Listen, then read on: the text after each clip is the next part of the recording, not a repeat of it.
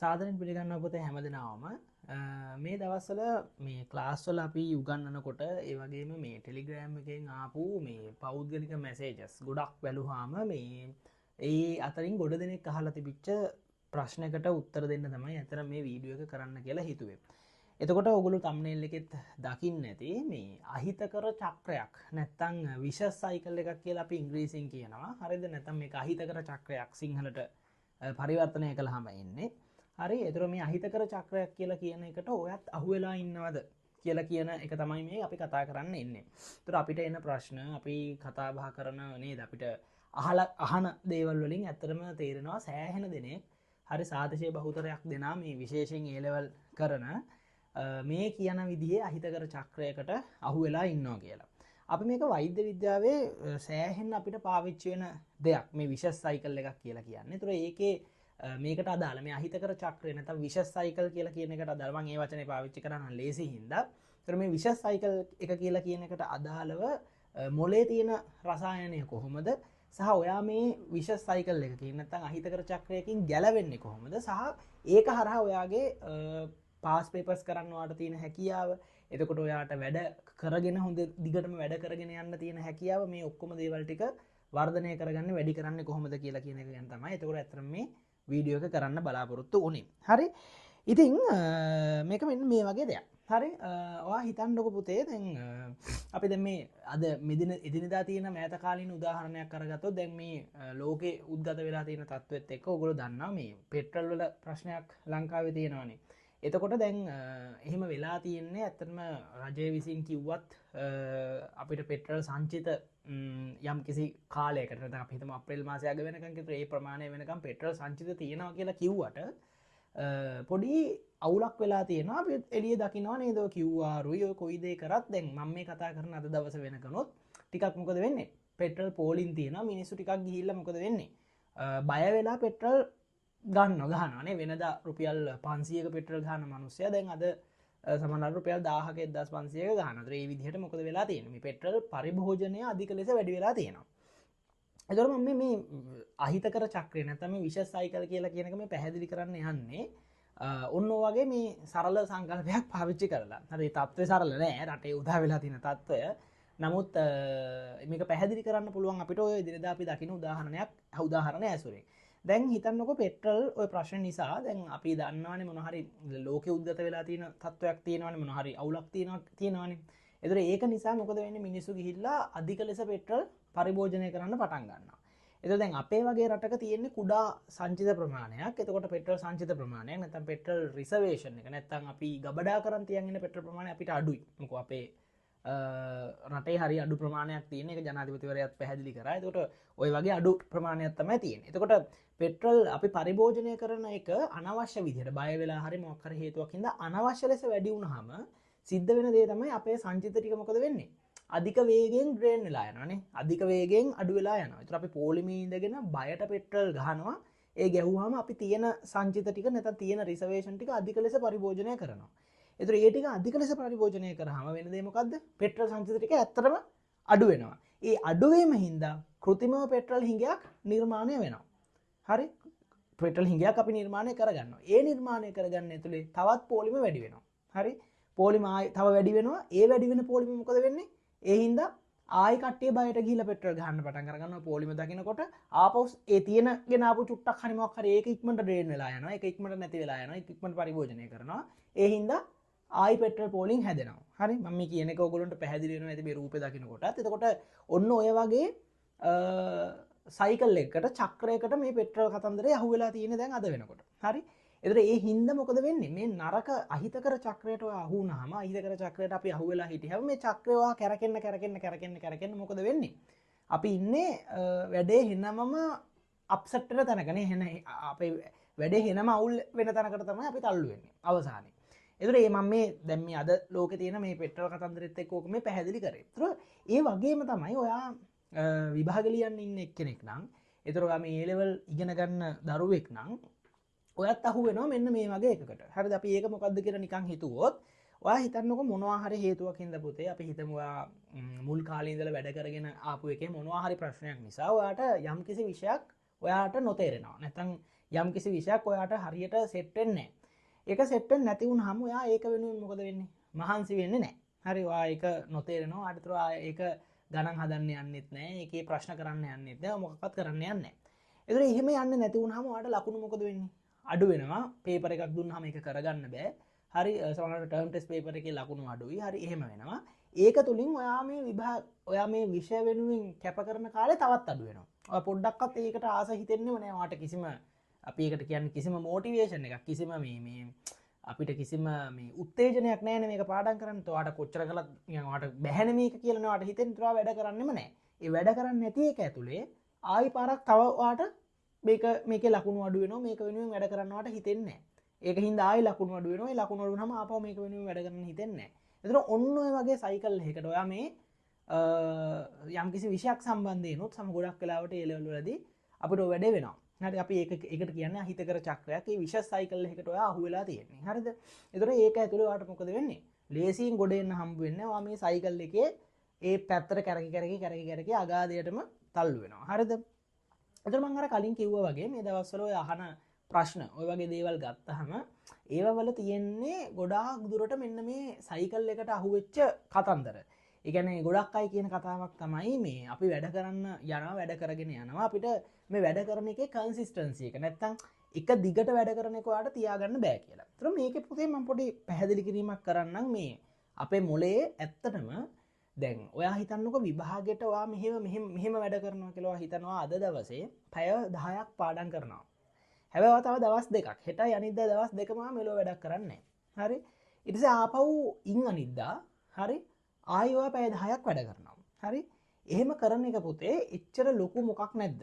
එච්චර ලොකු ප්‍රයෝජනයක් මොලේට එන්නේ නැහැ. මොකෝ ඔයා ඒ වැඩ කරනවා කියලා කියන එකේ මේ ඒකාකාරීත්වය එක දිගට තියාගන්නේ නැති නිසා. ඒතර මොලේ හැමතිස්සෙම හුරු වෙන්නේ මොලේට හැමතිස්සෙම කරන්න පුළුවන්. මොලේ හැමතිස්සෙම ප්‍රැක්ටිස් කරන්න පුතේ ඒකාකාරව මොන හරි දෙයක් අපි කරගෙන යනවා නම්. හරි? ඒතර ඒ නිසා ඒ කියන්නේ ඔයා අදත් අපි හිතමු පැය ඔයා වෙන් කරගන්න යම් කිසි වෙලාවක් ඇතුළේ ඔයා පැය 5ක් අදත් වැඩ කරනවා. ඔයා පැය 5ක් හෙටත් වැඩ කරනවා. අනිද්දාත් ඔයා පැය 5ක් කරනවා. ආදි වශයෙන් ඔයා එක දිගට මේක කරගෙන යනවා නම් විතරයි ඔයාට මේ වැඩේ ඒ කියන්නේ මොලේට මේක ප්‍රැක්ටිස් එකක් බවට පරිවර්තනය වෙන්නේ. ඒතර අපි ඒකට කියනවා කන්සිස්ටන්සි එක කියලා. ඒතර ඇත්තටම මේ A level වගේ විභාගයක් සාර්ථක කරගන්න ඔයාට වැදගත් වෙන්නේ ඔයා එක දවසක් පැය 10ක් කරලා දවස් 2-3ක් නිකන් ඉඳලා ආපහු වැඩ කරන එකට වඩා එක දිගට යම්කිසි කාලපරාසයක් දවසේ වෙන් කරගෙන වැඩ කරගෙන යන එක. ඒක මම පැය 5ක් කියලා කිව්වේ උදාහරණයක් විදිහට. ඒක පැය 5ක් මදි. හරිද? ඊට වැඩිය පැය ප්‍රමාණයක් ඔයා වැඩ කරන්න ඕනේ. නමුත් ඒ මොකක් හරි ඒ කරන ගාන එක දිගට ඔයා මොනවා කරන්න ඕනේද? හැමදාම කරගෙන යන එක අත්‍යවශ්‍යයි. හරිද? එහෙම නැතිව ගිය ගමන් අපිට මේ ප්‍රැක්ටිස් එක මොලේ මොනවා කරන්නේ නැද්ද? තියාගන්න බෑ. හරි?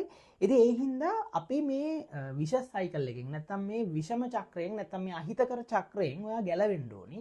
ඒ විෂම චක්‍රය හෝ අහිතකර චක්‍රයෙන් ඔයා ගැලවුණොත් විතරයි ඔයාට මේක සාර්ථක කරගන්න වෙන්නේ. නැත්නම් ඔයා මේක හරියට කරගන්න ඔයාට මේ විභාග වෙනුවෙන් හරියට වැඩක් කරගන්න පුළුවන් වෙන්නේ. ඒතර ඕකට පොඩි මොලේට අදාළව පොඩි රසායනයක් තියෙනවා විස්තර කරන්න. මම මේක හැමතිස්සෙම හැම වෙලාවෙම කියන කතන්දරයක්. බයෝ කරන දරුවන්ට චෝටි මේක ගැන අවබෝධයක් තියේවි.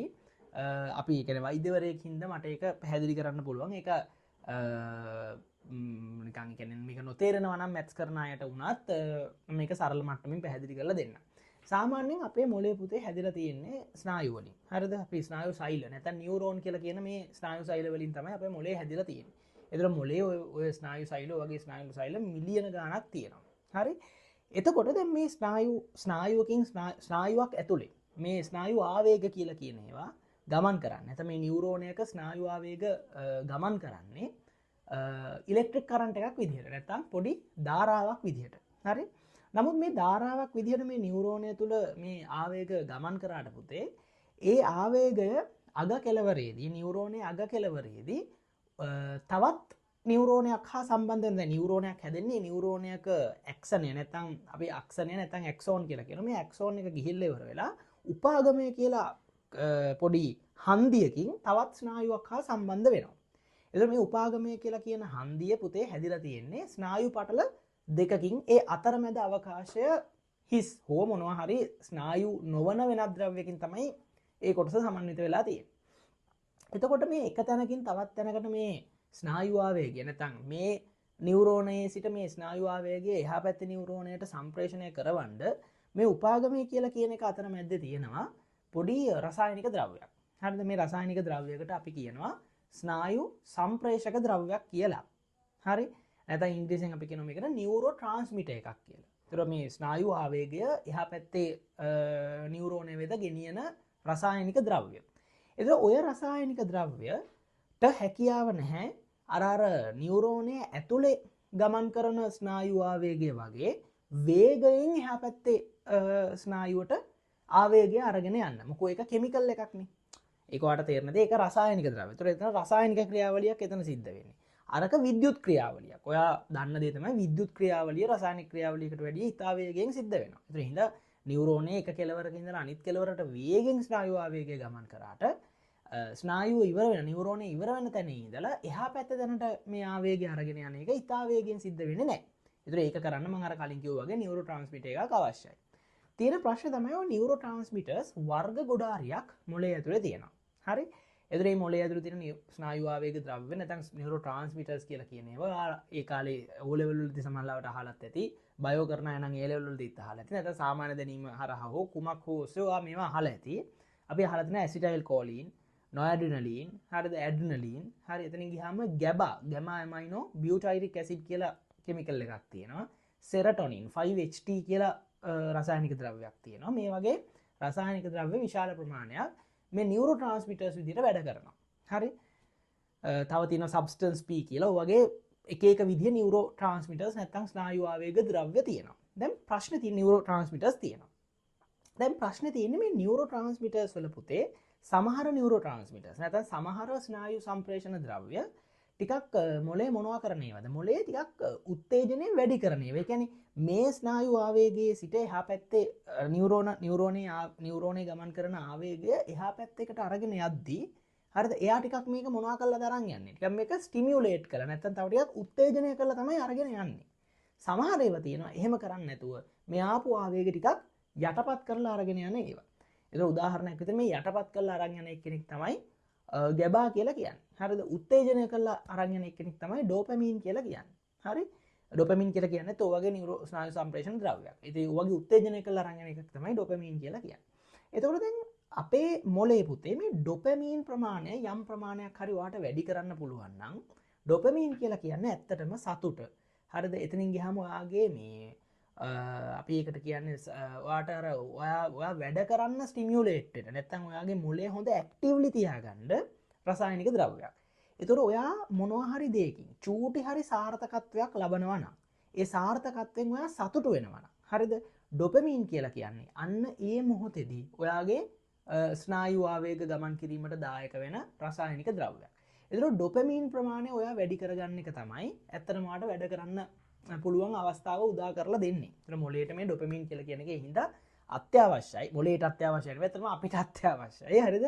ඒක වැඩි වුණොත් තමයි ඔයාලට මේ වැඩ කරන්න පුළුවන් තත්වය උද්ගත වෙන්නේ නැත්නම් උදා කරලා තියාගන්න පුළුවන්. එතකොට අපි කරන්න ඕනේ දැන් අපේ මොළේ දැන් අපිට බැහැනේ કૃතිමව ඩොපමින් මේක ඇතුළට විදලා ඉවර වෙලා මේකෙන් තත්ත්වය හදාගන්න නේද? එහෙම ක්‍රමයක් නැහැනේ. ඒතර ඒ නිසා අපිට සිද්ධ වෙනවා මොනවා හරි ක්‍රමයකට අපේ මොළේ තියෙන ඩොපමින් ප්‍රමාණය වැඩි මට්ටමක තියාගන්න. ඕක තමයි මේකේ තියෙන මේ අපි කියන්නේ අපි එකට කියන නියුරෝකෙමිස්ට්‍රි එක නැත්තම් ස්නායු රසායනය ඕකේ ওই විදිහට තමයි තියෙන්නේ. ඉතින් දැන් අපි වැඩ කරන්නේ නැති කෙනෙක් නම් මම අර කිව්ව විදිය අහිතකර චක්‍රයකට අහුවෙච්ච කෙනෙක් නම් අපේ මොලේ ඩොපමින් නැහැ. ඒ වෙනුවට මේ ගැබා වගේ රසායනික ද්‍රව්‍යයක් තමයි වැඩි. ඒතකොට එයා කරන්නේ හැමතිස්සෙම මේ ස්නායු ආවේග යටපත් කරලා යවනවා. එතකොට අපේ මොලේ ඇක්ටිව් නැහැ. හරිද? අපිට හිතලා පතලා වැඩක් කරන්න හිතෙන්නේ නිකන් දුකයි ඒක අමතක කරලා දාලා නිකන් ඉන්න තමයි හිතෙන්නේ. හරි? ඒත් ඔයාගේ try එක වෙන්න ඕනේ මේ ඩොපමින් ප්‍රමාණය වැඩි කරලා තියාගන්න. එහෙම වුණොත් විතරයි අපිට මේ අහිතකර චක්‍රයෙන් ගැලවෙන්න පුළුවන්. හරි? ඉතින් දැන් අපි කොහොමද මේක කරන්නේ? අපිට මේක කරන්න බැහැනේ පුතේ මේ ඒ කියන්නේ ඔයාලට තේරෙනවනේ මේක අපිට මම අර කිව්වා වගේ පිටින් මොනවක්වත් කරලා කරන්න පුළුවන් දෙයක් නෙවෙයිනේ. ඒතර අපි කොහොමද මේ කතාව කරන්නේ? අපි මේක කොයි විදිහට අපිට කරන්න පුළුවන්? ඒතර මේකට බොහොම සරල දේවල් කීපයක් තියෙනවා. මම මේ ඒව ගැන තමයි ඔයාලට කියන්න යන්නේ. හරි අපිට එතකොට පුතේ සාමාන්‍යයෙන් හරි අපි මේ සයිකල් එක බ්‍රේක් කරගන්න ඕනේ. නැත්නම් මේ සයිකල් එක අපි කඩා ගන්න ඕනේ. ඒ කඩා ගන්න එක තමයි අපිට තියෙන වැදගත්ම කතාව. ඒතර මේක කරන්න ඔයාට කරන්න පුළුවන් දේවල් කීපයක් තියෙනවා. දැන් උදාහරණයක් විදිහට අපි ගමු මෙහෙම. එක පියවරක්. හරිද? ඔයා වැඩ කරන්න ගන්නකොට පුතේ ඔයාට දැන් සමහර වෙලාවට ගොඩක් වෙලාවට අපි කරන දෙයක් තමයි උදේ පාන්දර වැඩේ පටන් ගන්නකොට අපි හිතලා පටන් ගන්නවා රයිට් අද දවසේ පැය 15ක් මම එකට පාඩම් කරනවා. හරිද? පැය 15ක් මම ඉන්නවා කියලා තමයි හිතලා පටන් ගන්න. ඒතර ඔයා මොලේට දෙනවා ඉතා විශාල ටාගට් එකක්. දැන් සමහර ලාවට ඊයේ දවසේ ඔයා විනාඩි 10ක්වත් එක තැනක ඉඳගෙන හරියකට වැඩක් කරලා නැහැ. එහෙම හිටපු නැති ඔයා මොකද කරන්නේ? හරි ලොකු ටාගට් එකක් දෙනවා මොලේට. පැය 15ක් එක දිගට ඉඳන් පාඩම් කරනවා කියලා. ඒතර මේ පැය 15 ඔයා ඉඳන් පාඩම් කරනවා කියලා කියන එක ඔයාට මේ මොකක් නෙමෙයි. ඒ කියන්නේ ඔයාට ටිකක් රීච් කරන්න අමාරු මට්ටමේ. නැත්නම් ඔයාට සාර්ථක කරගන්න අමාරු මට්ටමේ ටාගට් එකක්. එතකොට වෙන සිද්ධිය තමයි දැන් ඔයාට ඒකෙන් සාර්ථකත්වයක් උදා වෙන්නේ නැහැ නේ පුතේ. ඒ කියන්නේ ඔයාට පැය 15 එක දිගට ඉන්න බෑනේ. ඒතර ඉන්න බැරි ටාගට් එක තමයි ඔයාට මොලේට දීලා තියෙන්නේ. එතකොට ඔයාට ඒකෙන් ඔයා ඒක සාර්ථක කරගත්තා කියලා පණිවිඩයක් මොලේට ඇත්තටම යන්නේ නැහැ. මොකෝ ඔයා ඉන්නේ ඒ කියන්නේ උදාහරණයක් විදිහට ගත්තොත් ඔයා නිකන් හිතන්නකෝ ගලක් ගහන්න ප්ලෑන් කරනවා හඳට. හරි? ඒතර හඳට ගලක් ගහන්න ප්ලෑන් කළා ඔයා ගැහුවට ඒක හඳට ඔයා දන්නවනේ ජීවිතේට මේක යන්නේ නැහැ කියලා. ඒතර ඒක ඇතුලේ ඔයාට හම්බ වෙන්නේ මොකද්ද? ඔයාට ඒක යන්න බෑ කියලා කියන එක දැනුණාට පස්සේ ඔයාට එන්නේ මොකද්ද? හෙනම නිකන් මාර මේ අවුලක් නේ. ඔයාට මේක කරගන්න බැරි වුණානේ කියලා එකක්. ඒතර ඒ වගේ ලොකු ටාගට් ඔයා මොලේට දුන්නොත් එහෙම ඔන්නෝම ප්‍රශ්නයක් ඔයාට උද්ගත වෙනවා. දැන් සමහර අය ඉන්නවනේ MCQ පුතේ අපි දන්නවා දිගටම අපි MCQ වලට උත්තර දෙන්නේ. උත්තර ගහනකොට අපිට MCQ වදින්නේ ඔයා දන්නවා නිකන් රවුන්ඩ් 30ක් තමයි. හරි නැත්නම් 25ක් තමයි. ඒතර ඔයා අද MCQ පේපර් එක කරන්න වාඩි වෙනවා. 25 නෙමෙයි මම අද 45ක් ගන්නවා කියලා. ඒක ටිකක් අමාරු ටාගට් එකක් නේ. ඒතර ඔයා අමාරු ටාගට් දෙන්න යන්න එපා මොලේට. එහෙම වුණොත් මොකද වෙන්නේ? ඒ අමාරු ටාගට් එක ඔයාට කරගන්න බැරි වෙච්ච ගමන් ඔයා ආයි වැටෙනවා අර අහිතකර චක්‍රයට. නැත්නම් අර හොඳ නැති චක්‍රයට. ඒතර ඒක හොඳ එකක් නෙවෙයි.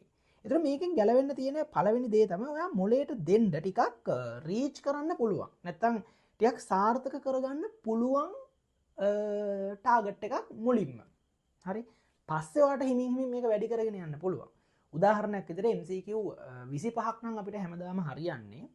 ඔයා වැඩ කරලා ඉවරලා ඔයා ඔයාගේ ටාගට් එක මොලේ තියාගන්නවා රයිට් 25 නෙමෙයි මං අද 28ක් හරියනකම් හරියන්න දෙනවා 28ක් මං කොහොම හරි මේකේ හරියට ගහනවා හරි ඒ වගේ චූටි ටාගට් එකක් මේ උදාහරණයක් කියන්නේ නැත්නම් 30ක් හරි MCQ 30ක් මං ගහ ගන්නවා කොහොම හරි වෙනද මට 25යි හරියන්නේ අද මම 30ක් කොහොම හරි ටාගට් කරලා ගහ ගන්නවා වගේ ටිකක් ඔයාලට රීච් කරන්න පුළුවන් ටාගට් එකක් ඔයා මොලේට දෙනවා ඒ දුන්නාම වෙන්නේ ඔයා දැන් අද පේපර් එක කරනවා රයිට් ඔයාට MCQ 30ක් ඔන්න දැන් හරියට හරි ගිහිල්ලා තියෙනවා අන්න මොකද්ද වෙන්නේ මොලේට පණිවිඩයක් යනවා රයිට් මම දැන් මොකද්ද පොඩි සාර්ථකත්වයක් ළඟා කරගත්තා කියලා කියන පණිවිඩය මොලේට යනවා අන්න ඒක තමයි උත්තේජනය වෙන්නේ ඔයාගේ ඩොපමින් ප්‍රමාණය වැඩි කරන්න හරි ඒතර ඒක හරහා මොකද වෙන්නේ ඔයා වැටෙනවා මේ අහිතකර චක්‍රය කියලා කියනක ඔයා බිඳ ගන්නවා ඒ බිඳලා ඔයා හිතකර චක්‍රයක් පැත්තට මේක පරිවර්තනය කරගන්න. ඒ කියන්නේ ආ සාර්ථක වෙනවා කියලා කියන හැඟීම ඔයාගේ මොළයට එනවා. ඒක ඇතුලේ ඔයාට තව දවසක පේපර් එකක් කරන්න මොකද වෙන්නේ? උත්තේජනයක් හම්බ වෙනවා. පැහැදිලිද මං කියන්නේ? ඒ නිසා ඔයාගේ ජීවිතේ ඔයා පටන් ගන්න වෙලාවේදී ඔයාගේ ටාගට්ස් ඔයා තියාගන්න එපා. අන්තිම එහා කෙලවරේ එන ගොඩ දාගන්න බැරි ටාගට්ස්. හරි? ඒතර ඒක තමයි ඒක මේක පටන් අරගන්න තියෙන හොඳ ක්‍රමයක් ඔයා මුලින් පටන් අරගන්න ඔයාට මොලේට ඔයාට රීච් කරන්න පුළුවන් මට්ටමේ ටාගට් එක. ඒ ටාගට් එක දීලා නිකන් ඉන්නත් එපා මෙලෝ මගුලක් මේ නොකර. හරිද? එහෙම බෑ. ටාගට් එක දීලා වෙලා අය වෙනුවෙන් වැඩ කරන්න ඕනේ. හරිද? යම් ප්‍රමාණයක් වැඩ කරන්න ඕනේ. කරලා ඔයාගේ මේ දීපු පොඩි ටාගට් එක ඔයා ගොඩ දාන විදිහට වැඩ කරලා ඒක ගොඩ දාන්න ඕනේ. ඒක හරහා මොලේ ඔයා ඩොපමින් ප්‍රමාණය වැඩි කරලා හොඳට වැඩ කරන්න ඇක්ටිව් මොලයක් බවට ඔයාගේ මොලේ පරිවර්තනය කරගන්න ඕනේ. එතකොට ඔයාට දිගින් දිගට මේ වැඩේ ඉස්සරහට කරන් යන්න පුළුවන් සහ ඔයාගේ ටාගට් එකේ ප්‍රමාණය එන්න ඔයාට වැඩි කරලා හොඳ මට්ටමකට එන්න පුළුවන්. ඒක තමයි අපිට කියන්න තියෙන පළවෙනි දේ. හරි? ඒ වගේම තමයි දැන් සමහරවිට ඔය MCQ එකක් නැතුව රචනා ප්‍රශ්නයක් වෙන්න පුළුවන්. සමහරවිට මොන හරි තියරි සංකල්පයක් ඔයා තේරුම් කරගන්න එක අවබෝධ කරගන්න එක වෙන්න පුළුවන්. ඒතර ඒ වගේ දෙයක් වුණත් ඔයාට මේක මේ විදිහට කරන්න. ඒ කියන්නේ ඔය විදිහට කරන්න පුළුවන්. මොකක් හරි තියරියක් ඔයා අවබෝධ කරගන්න එක. වගේ දෙයක් වුණත් මේක හරහා ඔයාට කරන්න පුළුවන්. ඒතර ඒක මාර වැදගත් දෙයක්. ඊළඟට ඔයාගේ ඔළුවේ ඕක කරන ගමන් හරි ඔයා ඊළඟට කරන්න ඕන දේ තමයි ඔයාගේ ඉමෝෂනල් ප්‍රෙෂර් එක. නැත්තම් ඔයාගේ ආවේග වලින් ඔයාට එන බලපෑම. ඒ කියන්නේ මෙහෙම හිතන්නකෝ දැන් ඔයා හිතනවා හරි මම කොහොම හරි මේ ඒකක ලකුණු මට්ටම ටාගට් කරනවා කියලා ඔයා යනවා. හරිද? එතකොට ඒක ඔයාට ඉමෝෂනලි එන ප්‍රෙෂර් එකක් නේ. ඒ කියන්නේ ඔයාට පොඩි චිත්ත පීඩාවක් තියෙනවා ඒක ASCII. දැන් ඔයාට හරි අමාරුයි ඒකක ප්‍රමාණය රීච් කරන්න. හැබැයි ඔයා බලාපොරොත්තු වෙනවා එතන. එහෙම ගියොත් ඔයාට එන්නේ චිත්ත පීඩාවක්. හරිද? එහෙම එකකට යන්න එපා. ඒතර ඒක එහෙම වෙනකොටත් ඔයා යන්නේ විශේෂ සයිකල් එකකට. හරිද? එහෙම වෙන්නේ නැතුව ඔයා හිතා ගන්න ඕනේ ආ රයිට්. ඔයාට එන ප්‍රමාණය ඔයා වැඩි කරගන්නේ අර මම කලින් කිව්ව කතාවම. පොඩි ප්‍රමාණයකින්. හරිද? ඔයා වැඩි කරන්නේ පොඩි ප්‍රමාණයකින්. හරි ඒක හරහා ඔයා මම මේ ඒක දෙවෙනි කාරණාව විදිහට කියන්නේ ඒකෙන් ඔයාගේ ඉමෝෂනල් ප්‍රෙෂර් එක නැත්තම් මනසට ඇතිවන පීඩාව ඔයා අයින් කරගන්න ඕනේ. ඒක ඊළඟ වැදගත් දේ. ඒක මේ විදිහට කරන ගමන් දැන් ඔන්න ඔයා ඒ දේවල් ටික කරනවානේ. ඔයාගේ තියෙන චිත්ත පීඩාව ඔයා නැත්නම් මානසිකව මනසට ඇතිවන පීඩාව ඔයා අයින් කරගන්නවා. මොකෝ ඔයා ලොකු ටාගට්ස් නෙමෙයි අචීව් කරන්න යන්නේ. දැන් ලොකු ටාගට්ස් වලට නෙමෙයි ඔයා යන්නේ. ඒකෙන් මනසට එන පීඩාව ඔයා අයින් කරගන්නවා. අනිත් දේ ඔයාට මම අර කිව්වා වගේ ටාගට් එක පොඩි කරන එක ඇතුලේ ඔයාට සාර්ථකත්වයක් හම්බ වෙනවා. ඔයා මොනවා හරි දෙයක් ජයග්‍රහණය කරනවා. ලොකු දේවල් නෙමෙයි හිතලා තියෙන්නේ. ඔයා දිනනවා ඒ වගේම ඔයා ඒක හරහා එන මානසික පීඩාව අයින් කරගන්නවා. ඒතර ඔය දේවල් දෙක ඔයා කරනවා. ඒක කරන අතරතුරේ අපි කියනවා ඔයාගේ අයිඩෙන්ටිටි එක ඔයා රීවයර් කරනවා. ඒ කියන්නේ මොකද්ද? ඔයා අයිඩෙන්ටිටි රීවයරින් නැත්තම් අපි කියනවා ඔයාගේ මොලේ ඔයා මෙන්න මෙහෙම ට්‍රේන් කරනවා. හරි? ඔයා හිතනවා දැන් ඔයාට පොඩි ජයග්‍රහණයකුත් ආවනේ. ඔයා හිතනවා ආරයිට් මට මේක කරන්න බැරි එකක් නෙවෙයි. හරිද? මට මේක කරන්න පුළුවන්. ඒක තමයිනේ මට මම මේ හිතපු එකේ මට ලකුණු වැඩි උනේ. නේ? ලකුණු 3ක් මට වැඩිපුර MCQ 3ක් මට වැඩිපුර ගහ ගන්න පුළුවන් උනේ ඒ හින්දා. මට පුළුවන් හින්දා. එහෙනම් මේක මට පුළුවන්. ඔන්න ඔය කියලා කියන හිතිල්ල ඔයා දිගටම හිතන්න පටන් අර ගන්නවා. හරි? ඒතර ඔයා හැමතිස්සෙම අර ඔයා රීච් කරන ටාගට් එක හරි චූටි දෙයක් නිසා ඔයා ඒක ඇතුලේ ඔයාගේ අයිඩෙන්ටිටි එක නැත්නම් ඔයාගේ අනන්‍යතාවය ඔයා නැවත වාරයක් අලුත් කරනවා. හරි? ඒ කියන්නේ මට මේක කරන්න පුළුවන්. මට මේක කරගන්න පුළුවන් දෙයක් කියලා කියන දේ ඔයාගේ මනස ඇතුළට ඔයා ආවද්දනවා. ඒක හරහත් ඔයාට ඔයාගේ මොලේ ස්ටිමියුලේට් කරගන්න පුළුවන්. ඒතකොට ඔයා මොකද කරේ? ඔයාගේ ටාගට්ස් ඔයා ලොකු ටාගට්ස් වලට යන්නේ පොඩි ටාගට් එකකින් තමයි පටන් අරගන්නේ. ඒතකොට ඒක ඔයා ජයග්‍රහණය කරන්න වැඩ කරනවා. සහ ඒක ජයග්‍රහණය කරනවා. ඒක ඇතුළේ ඔයාගේ මානසික පීඩාව අයින් කරගන්නවා. චිත්ත පීඩාව අයින් කරගන්නවා. ඉමෝෂනල් ප්‍රෙෂර් එක අයින් කරනවා. ඒ දෙක තුන හරහා ඔයා ඊළඟට මොකද කරන්නේ? ඔයාගේ අයිඩෙන්ටිටි එක රීවයර් කරනවා. නැත්තම් ඔයාට අලුතෙන් මේක මට කරන්න පුළුවන් කියලා කියන එකක් බවට ඔයා හිතන්න පටන් අරගන්න මේක කරන්න පුළුවන්. බැහැ නෙමෙයි පුළුවන්. හරි? ඒතර ඔයාලා සයිකල් එකේ කෑලි ටික බ්‍රේක් කරනවා කියලා කියන එක මම මේ කියන්නේ. හරි? එහෙම කරන්න පටන් අර ගන්නවා. හරි? එතකොට එහෙම කරන ගමන් හරිද? ඔයා තල්ලු වෙනවා එතකොට පුතේ පොඩි අලුත් සයිකල් එකකට. මොකද මේ අලුත් සයිකල් එක? අපි කතා කරානේ මේ අහිතකර චක්‍රය. දැන් ඔයා මේ අහිතකර චක්‍රය කියලා කියන එකෙන් ගැලවෙලා ඔයා පටන් අර ගන්නවා හිතකර චක්‍රයකට මේක පරිවර්තනය කරගන්න. මොකද්ද මේ හිතකර චක්‍රය? ඔයා පොඩි පොඩි සාර්ථකත්වයන් අත්පත් කරගන්නවා. මේ පොඩි සාර්ථකත්වයන් ඇතුලේ ඔයාට හිමින් මොකද වෙන්නේ? ජයග්‍රහණයේ ඔයාට ජයග්‍රහණයේ සතුට ඔයාට දැනෙන්න ගන්නවා. හරි ඩොපමීන් වැඩි වෙලා දැන් තියෙන්නේ මොලේ. ජයග්‍රහණයේ සතුට ඔයා දැනෙන්න ගන්නවා. ඒ ජයග්‍රහණයේ සතුට හරහා ඔයා මොකද කරන්නේ? ආයි තව පොට්ටක් වැඩිපුර වැඩ කරන්න පටන් ගන්නවා. එහෙම වැඩ කරනකොට ඔයාට තව මේක පුළුවන් වෙනවා. හරි? තව පුළුවන් වෙනකොට ඔයා තව ප්‍රශ්න කරනවා, තවත් ජයග්‍රහණ අත්පත් කර ගන්නවා. ඒ හරහා ඔයාට තව සතුට ලැබෙන්න පටන් අර ගන්නවා. හරිද? මෙන්න මේ විදිහේ හිතකර චක්‍රයකට ඔයා මේ අහිතකර චක්‍රය පරිවර්තනය කර ගන්නවා. හරි? ඒතර මේ අහිතකර චක්‍රයෙන් ගැලවිලා ඔයා මේ හිතකර චක්‍රයට ගියාම හිතකර චක්‍රයත් මොකද වෙන්නේ? ඒක තුල ඔයා කැරකෙන්න පටන් අරගත්තාම ඔයාට එන්නේ ජයග්‍රහණ සහ සාර්ථකත්වයන් පමණයි. පැහැදිලිද? ඒතර ඔන්න ඔය විදිහට ඔයා මේ අහිතකර චක්‍රය බ්‍රේක් කරගන්න ඕනේ. පැහැදිලිද? ඒතර ඔන්න ඔය අහිතකර චක්‍රයෙන් හිතකර චක්‍රයට ඔයා කන්වර්ට් කරගන්න විදිය තමයි මේ කතන්දරය ඇතුලේ අපි කතා කරන්න ඕනේ. ඒතර ඒක හරහා ඔයාට මොනවා කරගන්න පුළුවන්ද? ඔයාට වැඩ කරන කන්සිස්ටන්සි එක නැති එක. ඒ කියන්නේ එක දිගට වැඩ කරන්න හිතෙන්නේ නැති එක. පේපර්ස් කරන්න හින පට්ට බයක් තියෙන අය ඉන්නවා. ඒ කියන්නේ ප්‍රශ්න පත්‍රයකට උත්තර ලියන්න මාර බයයි. නිකන් හින අවුලක් තියෙනවා ලියන එක. හරි? අන්න ඒ වගේ හැඟීම්. හරි? ඊට පස්සේ එක දිගට ඒ කියන්නේ කන්සිස්ටන්සි එක තිබුණත් ඔයා වාඩි වෙලා මනෝපාරවල් ගහන්නේ පුටුවේ වාඩි වෙලා වෙන මගුල් කල්පනා කර ඉන්නේ. ඒතර අන්න ඒ වගේ දේවල්. හරි මේ ඔක්කොම දේවල් ඔයාලට මොනව කරගන්න පුළුවන්ද? අයින් කරගන්න, ගලව ගන්න, ඔයාගේ ඔළුවෙන් අයින් කරගෙන සාර්ථකත්වයක් කරා මේක යන්න යන වැඩපිළිවෙලක් ඔයාට හදාගන්න පුළුවන්. හරි?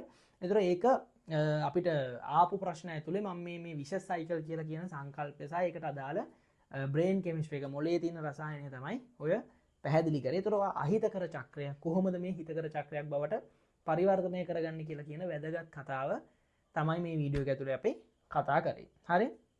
ඉතින් පුතේ මේ අපේ හරි ඔක තමයි අපි කතා කරේ. ඉතින් වීඩියෝ එක අවසානයේ කියන්න ඕනේ මේ අපේ ක්ලාසස් ටික ගැන පුතේ. අපි ඔයාලා දන්නවා ස්පීඩ් ඩිවිෂන් එක අපි මේ මාසෙදී තාපය පාඩම සහ ධාරා විද්‍යුතය කියලා කියන පාඩම් දෙක කතා කරගෙන යනවා. අපි තාපය පාඩම කතා කරන්නේ සිකුරාදා දවසේ, ධාරා විද්‍යුතය පාඩම සඳුදා දවසේ අපි කතා කරන්නේ.